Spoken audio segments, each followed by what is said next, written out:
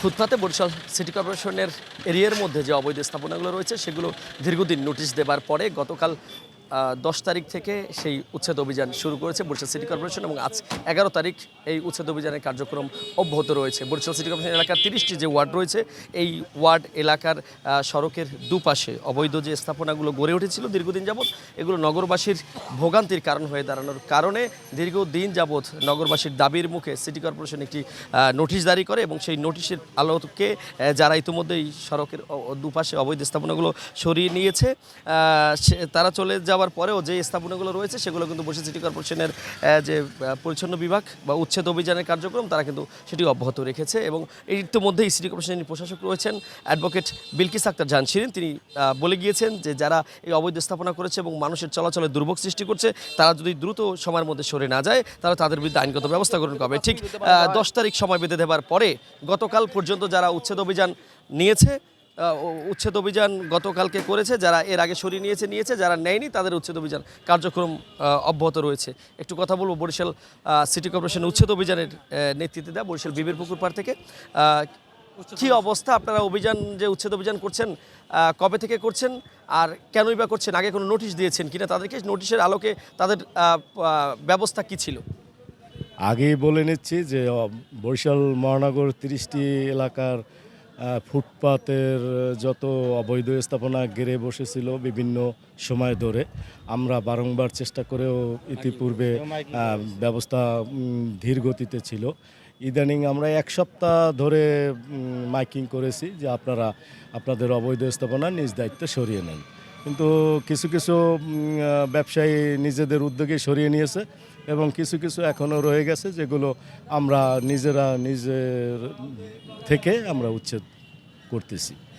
এই প্রক্রিয়া চলমান প্রক্রিয়া, আমাদের এই উচ্ছেদ অভিযান চলবে পর্যায়ক্রমে। এরপরে আমরা বেস পার্ক অলরেডি আমরা উচ্ছেদ করেছি, তারপরে নগর ভবনের আশপাশ শুরু করে শেষ করেছি ইতিপূর্বে। এখন এরপরে আমরা যাব চৌমাথা লেকের পাড়, মোটামুটি অবৈধ স্থাপনা তাও তারা নিজ উদ্যোগেই সরিয়ে নিয়েছে। এখন বাদবাকি যা আছে আমরা ধীরে ধীরে সবই সরিয়ে ফেলব এবং এই উচ্ছেদ অভিযানে আপনাদের সহযোগিতা কামনা করি যে নগরী পরিষ্কার করার লক্ষ্যে আপনারা সকল কাজ করছেন, সৌন্দর্য বর্ধন করার তা তো অবশ্যই আমরা দীর্ঘদিন নগরের যত নাগরিক আছেন তাদের সেবার জন্যই মূলত আমরা এই কাজ অব্যাহত রাখি। বর্তমান মাননীয় প্রশাসক সাহেব উনি এই ব্যাপারে খুবই অ্যাক্টিভ আছেন, আমাদেরকে যথার্থ ভাবে বলেছেন যে আপনারা যার মাল তাকে নিজ দায়িত্বে সরিয়ে নিতে, যার কোনো ক্ষতি না হয়। ধন্যবাদ। আসলে যেমনটি শুনছেন বরিশাল সিটি কর্পোরেশনের কর্মকর্তারা কিন্তু বলে যাচ্ছেন যে কারো মালামাল যেন ক্ষতি না হয় সে দেখে আসলে তারা যেমন সজাগ দৃষ্টি রাখছেন, ঠিক উচ্ছেদ অভিযানেও যারা নেতৃত্ব দিচ্ছেন কিংবা যারা এখানে এসছেন উচ্ছেদের এই আওতায় তারাও যেন আসলে সুন্দরভাবে যেতে পারে সে ব্যাপারে আসলে তারা তদারকি করছেন। তবে মোট কথা হলো যে এই একদিকে উচ্ছেদ অভিযানে যারা ভুক্তভোগী তারা বলছেন মানবিকতা, তারা কোথায় যাবেন, কিভাবে তারা পরবর্তীতে ব্যবসা করবেন কিংবা রুটির ব্যবস্থা কিভাবে করবেন সেটিও আসলে তারা যেমন প্রশ্ন রাখছে।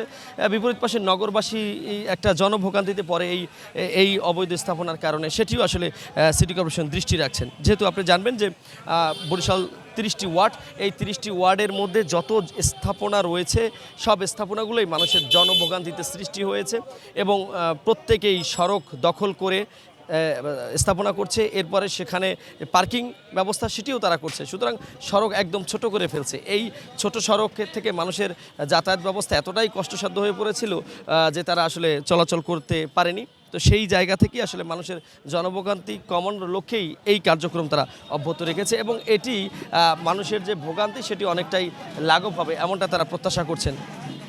আমরা একটু এখানে যাদের দোকান উচ্ছেদ হয়েছে সেই 2-1 ব্যবসায়ীদের সাথে আমরা একটু কথা বলবো যে আসলে তারা কি বলতে চাচ্ছেন, যে তাদের অভিমতটা কি, তারা যে এই দোকান তুলে নিয়েছেন। আমরা একটু যাব। আপনার দোকান কি তোলা হয়েছে? হ্যাঁ, এই তো তুলতে আছে। এখন কি করবেন, কি করতেছিলেন? কি করে খামা, এতদিন পিঠা বেজে খাইছি, পেট চালাইছি। আমার স্বামী নাই, স্বামী মারা গেছে, অসুস্থ অবস্থা মারা গেছে। আমি অনেক টাকা ঋণ নিয়েছি, এই আমি চটা বেচছে তারপর ঋণ পরিশোধ করি আস্তে আস্তে।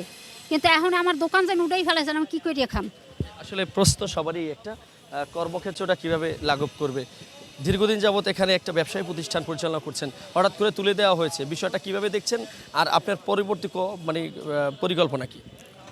এর মধ্যে আমরা রাস্তার ফুটপাথ দোকানদারি করি, যে কোনো সময় সিটি কর্পোরেশন আমাকে করতেই পারে। সবাই যে আমাদের নির্দেশ দিচ্ছে আমরা নিজে সবাই নেওয়ার চিন্তা ভাবনা করছি। আবার যদি তারা সুযোগ দিয়ে আমরা দোকানদারি করবো, আমরা ওই দিয়ে দোকানদারি করছি, আমরা ট্যাক্সও দিতাম। আমরা প্রতিদিন কম সিটি কর্পোরেশনে 20, 50, 100 টাকা আমার বিনিয়োগ দিতাম। এখন সঠিক 100 টাকা করে সিটি কর্পোরেশন নিত। এখন সিটি কর্পোরেশন দোকান উড়ে করেছি, আমরা কিছু করার নাই, আমরা দোকান উড়ে দিয়ে বাধ্য হয়েছি।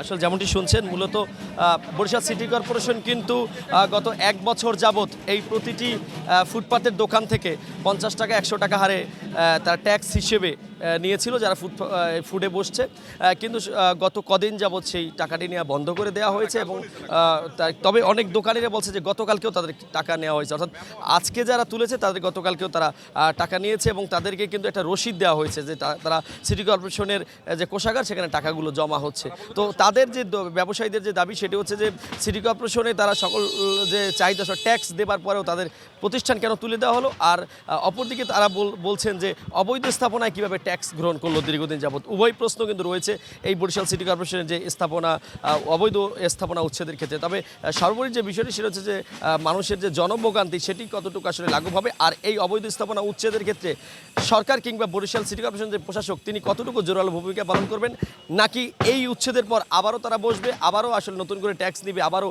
তাদেরকে তুলবে, সেটি এখন আসলে সাধারণ মানুষের প্রশ্ন। তো এতটুকু ছিল বরিশাল থেকে এখন পর্যন্ত আমার কাছে।